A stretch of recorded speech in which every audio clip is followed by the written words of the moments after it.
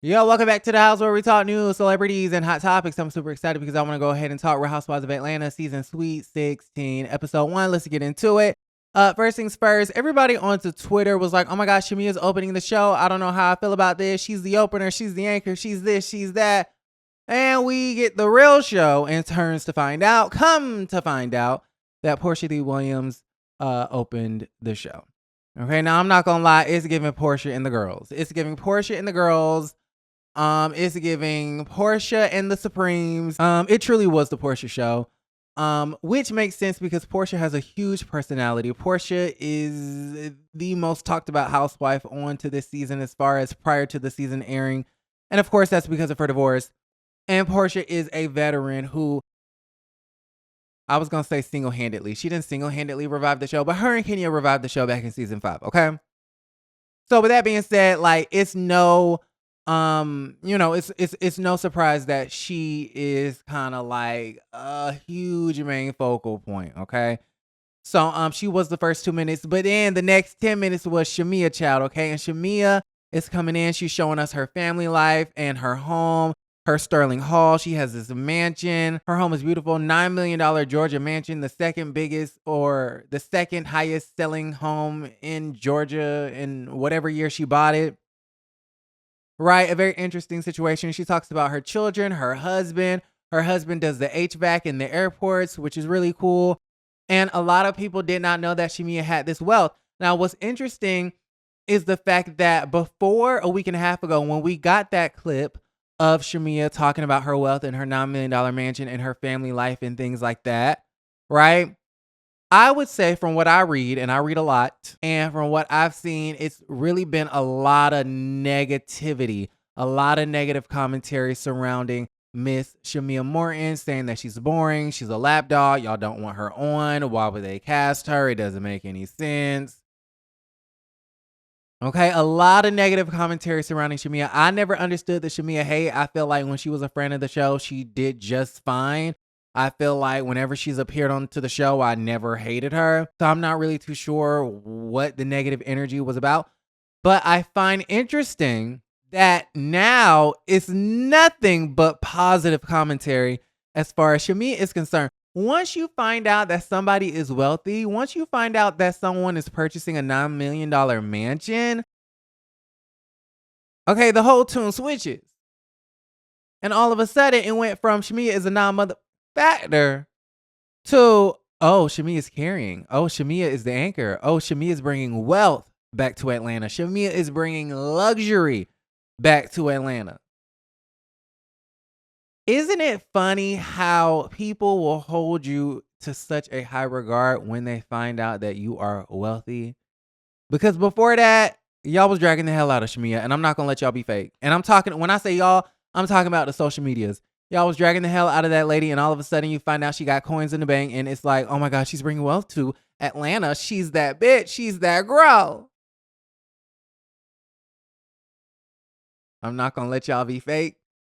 I'm not gonna let y'all be fake. So anyway, shout out to Shamia. She really is bringing wealth and luxury back to Atlanta, so I love to see it. And they are kind of setting her up to be that anchor, which I think is beautiful. I think she has a lovely personality. I think she's gorgeous. I think her family life seemingly is really, really cute. And so I love that they're setting her up for that role. But you can tell that they wanted Porsha to be front and center. They wanted her to be the star. They know that her name is the one that's in all the headlines. But they know that Shamia is truly living that housewife life. And so they really wanted to set Shamia up as well. So I really did love seeing that. Okay, moving right along. So Kenya in that bad blue motorcycle outfit, that motorcycle blue jacket that she had on. And I'm not saying bad like it was bad. I'm saying bad like it was bad. Like, throw it away. With them leggings and them shark boots. How Lotto said, no one's wearing, like, throw your shark boots away. Throw them shark boots away. Throw that moto jacket away. Throw them leggings away. Throw the whole outfit away. I ain't like it. I ain't like it. I ain't never gonna like it. But anyway, that's neither here nor there. So Drew was talking about how, they didn't casted Ralph down into the basement and things like that, and they arguing through the app and they're going through, their divorce and things like that. And then she starts talking about her music and, things like that, and how she's working with Porsha's baby daddy, Dennis McKinley, which we've already known. Now, I saw Drew Sidora a few days ago when they had their after party for the premiere party. But I know Drew was there, Porsha was there, Britt was there, and I saw Drew, and she was like, we had this conversation very briefly before, and we had it again very briefly, but she was just like, you need to be less biased. You need to be more unbiased. You need to give me a shot. You need to give me a chance. You need to be fair when you commentate onto the season. Okay? And I was like, I got you, girl. I agree. I do pride myself. Honestly, I'm very open about the fact that I am very biased because I feel like opinions are biased. This is my perspective. This is how I see it. And this is how I'm coming to you with it. Right? You watch me if you want a certain perspective. You watch somebody else if you want a different perspective. But I was like, you know what? I got you, girl. Like, I'm going to be more fair. I'm going to be less biased. I am really going to try to watch this season with an open mind. And when I saw in that premiere episode how she was talking about Dennis was her angel, I almost threw the remote at the damn TV. I was like, huh? What? Okay. I'm trying to watch with an open mind. But Drew Sidora, ain't no way you thought that it was going to be okay for you to work with Dennis McKinley. That don't even make no sense. Drew, I love you. You're gorgeous. You're beautiful. Beautiful gowns, beautiful voice, talented actress, beautiful family. I don't dislike Drew Sidora. But girl, you knew. You knew that this was going to upset Porsha. On the flip side, and then her talking about he's my guardian angel or what have you. I'm like, sis, you putting a lot of extra sauce on it. Okay. But it's just the fact that we live in Atlanta. Drew has been in the industry for a very long time. Shamia said it best. Drew, you've been in Hollywood for forever. Okay. You've been in Hollywood for forever. I think the first time I saw Drew was in an episode of That's So Raven. Okay. 2004 or 5, something like that. Wasn't she in White Chicks? Drew Sidora. Yep, she played who she playing? She played some mean girl on That's So Raven. Anyways. Chantel. Mm-hmm. Drew, you've been in the industry for forever. You have a lot of connections. You know a lot of people, and you live in Atlanta. Atlanta is a huge music city. Hip hop and R&B is huge here. There's so many artists that live here. There's been so many artists to be housewives on this very show. And you mean to tell me out of all the producers that Dennis has suddenly become a producer, a music producer, and you want to work with him?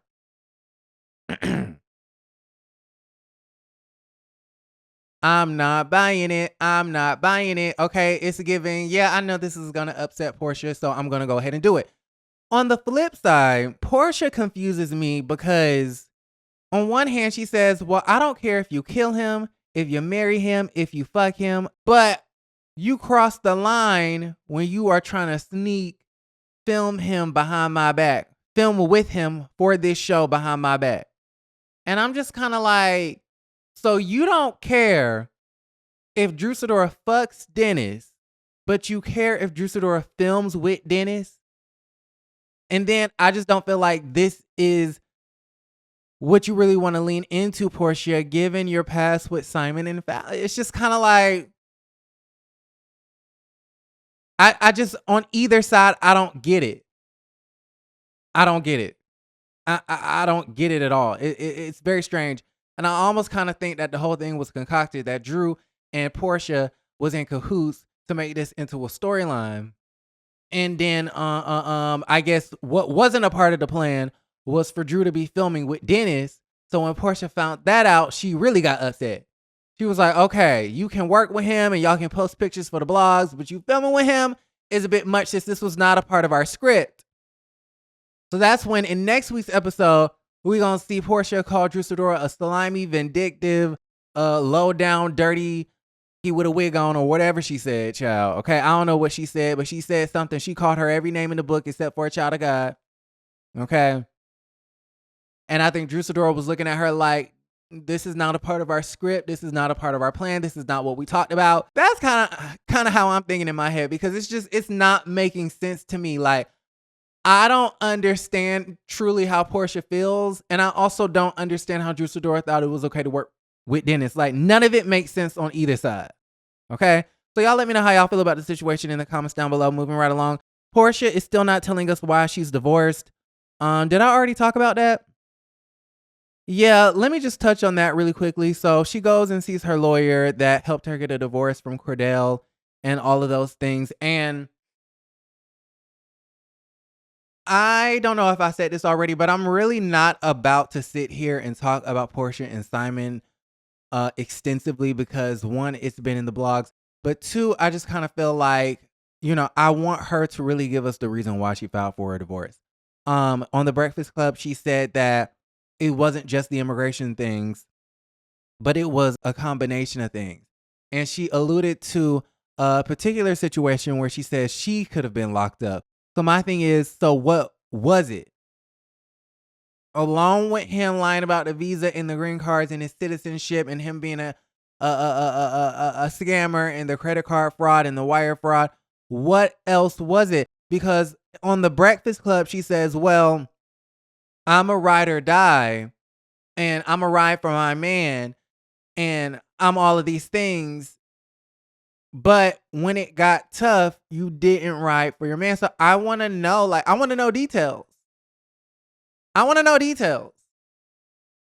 So I just kind of feel like until we get those details, I don't want to talk about this divorce no more. And listen, she don't ever got to give us the details, but I just kind of feel like if we're going to get the same information that we've gotten, in the blogs, then it's just kind of like, okay, whatever. Okay, love you, Porsche. Love you, Porsche. Oh, I met Porsha at the party. Or no, I didn't meet Porsha. This is actually my third time meeting Porsha. Remember last time at Brit's tea party, she didn't know who I was. But this time, she knew me by name. Okay, and said Mama Diane loves me. I love you too, Mama Diane. And said that Simon used to fuck with me. Okay, Simon, I used to fuck with you too. I used to defend Simon and Porsha to the death. Okay. Not no more. Okay, not no more. Anyways. Yeah. I don't like this picture though. This picture is ugly. I look so ugly. Child. Anyways. Moving on. So let's see. Dennis. So, oh my God. I really did love the scene. This was probably my favorite scene, where it was Shamia and it was Kelly and it was Britt. And, they were just talking. They were taking shots. They were getting drunk. They were having fun, and they were spilling tea. And I just loved it. It was fabulous. I loved it. And we found out that Dennis was in Kelly's DM talking about, oh my God, I can't believe you have 4 children because your body just looks so good. Dennis, calm your hot dogs down, babe. Okay, and I'm shocked. I thought Dennis liked him like 20, 21, 22. I'm confused. And then we found out that Britt and Dennis went on a date where he actually gave Miss Edie a diamond necklace, I believe she said. And I'm just kind of like, okay, so you got Dennis and his hot dog, stressing Porsha out. You got Dennis and his hot dog going on dates with Britt Edie. You got Dennis and his hot dog trying to shoot his shot with Kelly in the DM. And then you got Dennis being Drew Sidora's angel. Dennis, why do you have so many connections to these women? I'm just a little bit confused at the situation. He's trying to stick his hot dog in any and everything. Okay.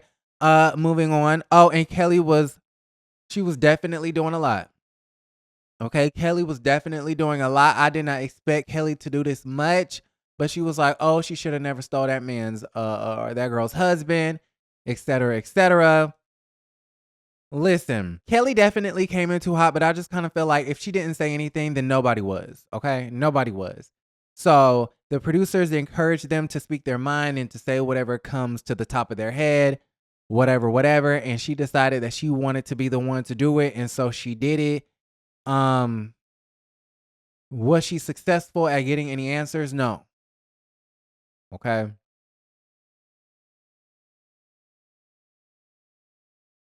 It is what it is. Okay, so then we have this scene where Shamia and Porsha go to the strip club and they're talking about how Simon texted Shamia talking about congratulations on your peach. I can't wait to see you and Gerald in the $9 million Georgia mansion. Okay. And then, Shamia is putting Porsha up on game on Kelly, basically saying that, Porsha should have never stole Fallon Man, etc., etc. But to be honest, I don't really care about that. What I care about is the fact that everybody went onto social media and was so appalled and so taken aback and was clutching their pearls, talking about, oh my God, I can't believe they're at a strip club. Oh my God, I can't believe they're at a strip club taking shots and watching strippers clap their asses onto Bravo. This is the Real Housewives of Atlanta.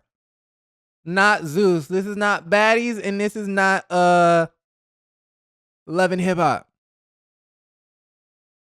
They said, oh my God, are they in a strip club?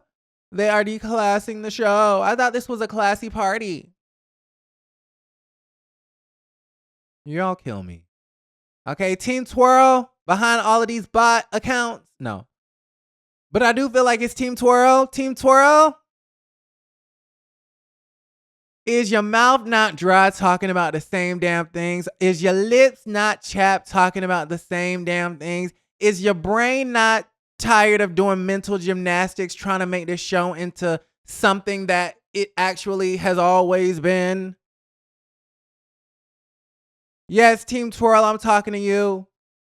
Are y'all not tired of the whole Love and Hip Hop comparison? Since you know so much about Love and Hip Hop, that means you must watch Love and Hip Hop, which means that you must like Love and Hip Hop. So if Real Housewives of Atlanta is like Love and Hip Hop, what the fuck is the problem? Newsflash, Atlanta is a huge hip hop city. I don't know if you've ever heard. I don't know if y'all ever heard that. Newsflash, strip club culture is huge in Atlanta. I don't know if y'all have ever heard, but you had to if you watch The Real Housewives of Atlanta, because what's interesting is the fact that we had an ex-stripper onto the show who was a housewife, and her name was Lenithia Leaks.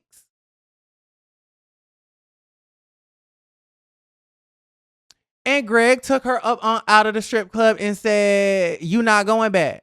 Did y'all forget that Candy Burst Tucker produced a whole concert onto the show talking about a sex dungeon party where she went up on stage and pretended to eat Cynthia out? Did we forget that they had a whole bachelorette party in Charleston, South Carolina for Cynthia Bailey, where everyone was, dressed in their stripper wear, and there was vibrators all over the place, and they had Bolo, and Bolo was whipping out his thing. His thing was thangin'. Y'all forgot about that?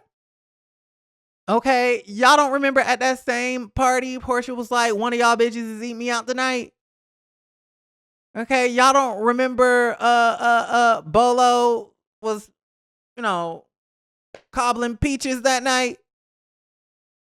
Y'all don't remember all of the talk about vaginas? When Candy and, Porsha was having conversations talking about you wanted to eat my pussy, and Porsha was like, don't nobody want to eat your rotten pussy. And then, Candy said my pussy tastes like sugar, bitch. Y'all don't remember the bedroom candy parties when they was touching and filling up on butt plugs?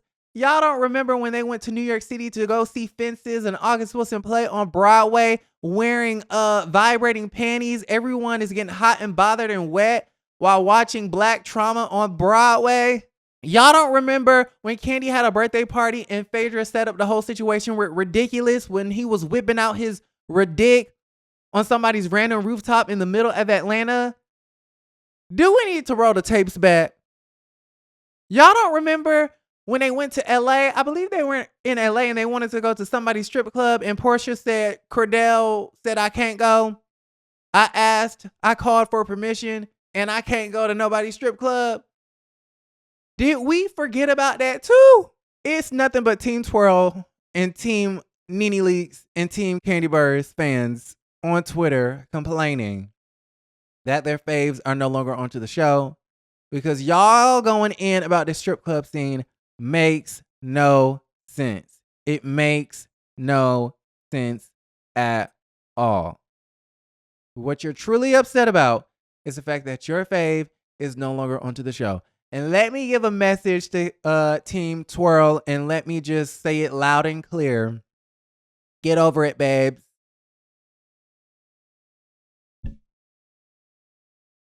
Get over it, babes. Britt Edie took your girl out. Get over it, babes. Okay, how you let a newbie trick you out your spot? How you less than smart to let a newbie trick you out your spot? Get over it, babes. You don't remember the behavioral clause?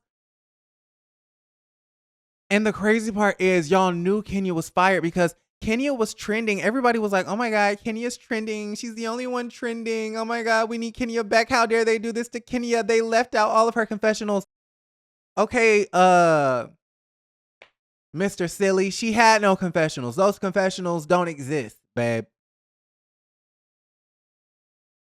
Silly rabbit, tricks are for kids. I was just reminded that the situation at the salon happened in May. Child, it's finna be May again. March is about to be over. We finna be in April, which means we're basically in May, which means that the shit didn't happen a year ago. Y'all knew the lady wasn't on the show a year ago. We knew that she wasn't going to be a cast member for so long, but y'all doing mental gymnastics and being Kenya's PR team onto a Twitter page and trying to make it seem like she's a friend of. She's not even a friend of. She's not even a guest of. We're just using the scenes because we already contracted her, but we got rid of her. Okay? And y'all are sick and y'all are mad about it. And I'm here to let you know, get over it, babes. And I'm actually shocked that things panned out the way that they did because Kenya is so smart. Kenya is so intelligent. Kenya is a veteran. Kenya is a pillar of the show. She is one half of the reason why the show was revived back in season 5. So I'm just kind of shocked that she let a newbie, trick her out her own spot, but she did, and now she's in the situation that she's in. Boo-hoo. Too bad. So sad. Get over it. She's not onto the show. Nene's not onto the show. Candy Burrs is not onto the show. And yes, it's giving Love and Hip Hop. So now that we've established the obvious, what now? In the words of Azealia Banks, what now? Are you going to continue to watch? Don't even answer that. The answer is yes, you are. And you're going to be on Twitter complaining the next day. Okay. Now, I could not get off this damn couch without saying all that. So Kenya and Britt, I don't really have a lot to say about the situation. They made it seem like Kenya was being really cold toward Britt and it was kind of awkward. And, she mentioned something about, oh, where's your wedding band? And I believe she said something like, your ring being on the wrong finger and asking like, so you got an upgrade for the first year. I watched this episode, y'all, 6 times, literally. I rewinded it back 5 times during the first watch, and then I watched it again this morning, and then I watched about 3 more times before filming this video, and I still don't quite understand that conversation. And I think the reason why I don't really understand it is because the editing is so chopped and screwed and I feel like there's a lot missing. The editing was so weird. So I'm trying to understand the shade and I'm trying to understand, okay, like what is Kenya saying? What is she trying to say? Kelly and, Britt are having a conversation about how she was nice, nasty. And I just kind of feel like there was a lot of stuff left out because to me, that whole interaction just was, I didn't really too much understand it. So we will see.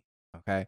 But you could tell that, Brittany Edie, she wanted, to be embraced by Kenya Moore because she goes, oh, you only hugged Cynthia. I wanted a hug. And they seem super similar. And so I could tell that Britt wanted to be more embraced by her. And Kenya was kind of like, not so fast, sis. And then Porsha coming late. Portia's wrong for coming late. She says on the Breakfast Club that she was working. She was filming another scene, whatever. I just kind of feel like, you should have put your foot down and told production that you are not going to be late to your best friend's party. You know the perception. The perception is that you're a bad friend. You know that people feel like Shamia, you know, is in your shadow and whatever. They feel like Porsha is jealous of Shamia. Porsha is the one that wants Shamia's life, which is the reason why she married Simon, to keep up with Shamia. This, that, and the third. That Porsha is a secret hater of Shamia. Whatever. The perception is that Porsha is not a great friend to Shamia. And so to me, if it was me, I would have made sure to try extra hard to beat that perception. Now, maybe in Porsha's head, she feels like, well, this is my best friend. We've known each other since we were minors. And so I don't really have to prove nothing to nobody. She knows my heart. She knows my heart. But at the same time, you was late. And then you decided to hop into her moment. And it just...